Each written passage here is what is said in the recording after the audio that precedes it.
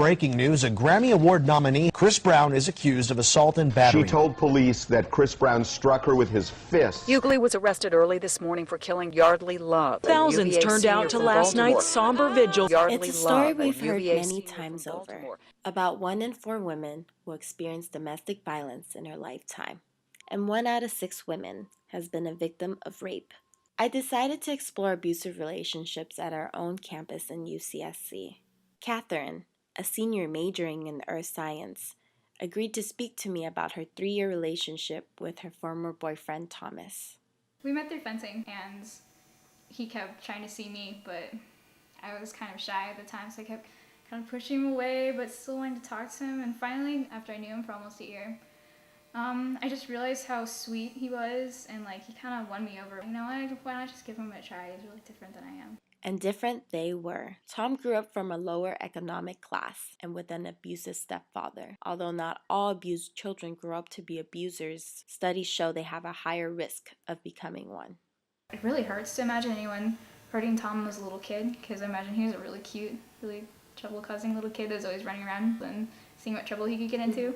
But at the same time, like, it's really hard to imagine that he could take that on me too.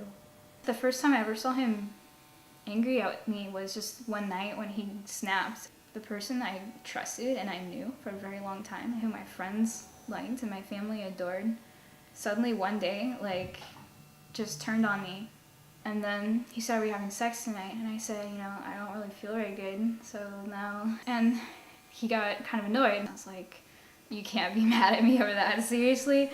And then he started to tell me why it was my fault, and then he just told me everything he hated about me and tried to think of everything he could say to take me down. He told me that I could go kill myself.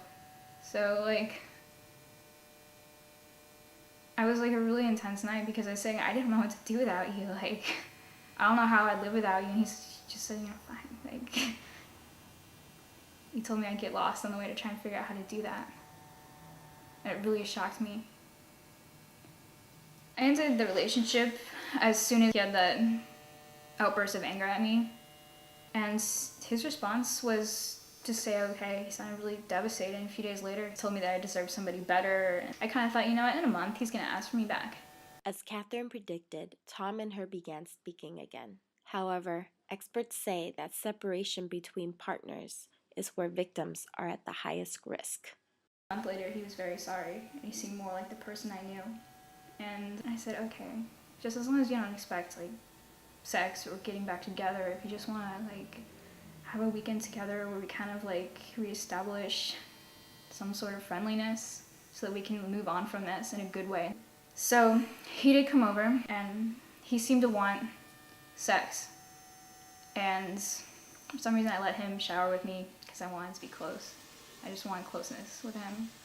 And when I was still in my towel and we were in my room, he was kissing me and that was okay. But then he tried to do more, tried to start, you know, getting things going, and I was like, no, please, I don't want to do this.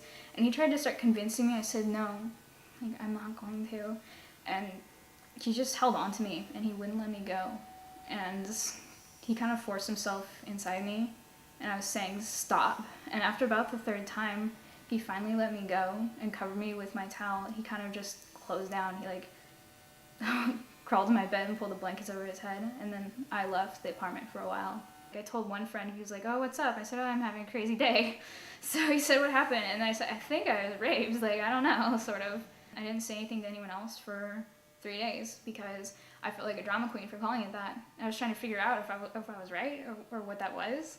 Rape has a sexual component to it, so there has to be some sort of sexual act that is against the will of the other person, or the victim is unconscious of the act. Julie Snyder is the victim advocate for the Santa Cruz Police Department. She has been working on issues concerning rape and domestic violence for 20 years. A lot of times it's the same underlying factors, power and control, right? Someone is feeling powerless about something, and so they take control from someone else because that makes them feel more powerful. I asked Julie and Catherine for advice to victims of rape and domestic violence. I'm big on documentation. I think it comes in handy in the long run. Certainly by reporting it, you're documenting it and you're making it a part of a record, you're making it part of a history. People say things like, you've got to, like, file charges against them, and I'm not sure if that was the right thing for me to do. But I also realize that the very act of doing that creates an issue of unsafeness for a victim, or at least the potential exists. So if she's going to call 911, what happens if he grabs the phone from her? What happens if he uses a weapon against her because she's on the phone? Like, there's all of these things. And it's a question that we get asked as advocates quite a bit. You know, what should we do? And our standard answer is whatever you need to do to make sure you're safe. And then call the police. Catherine offers a more personal approach for survivors. Catherine offers I'm not sure how well my experience relates to other people's, but for me it was helpful to be able to forgive him. Doesn't mean I have to trust him or let him near me again, but it was really helpful to me to not hate him.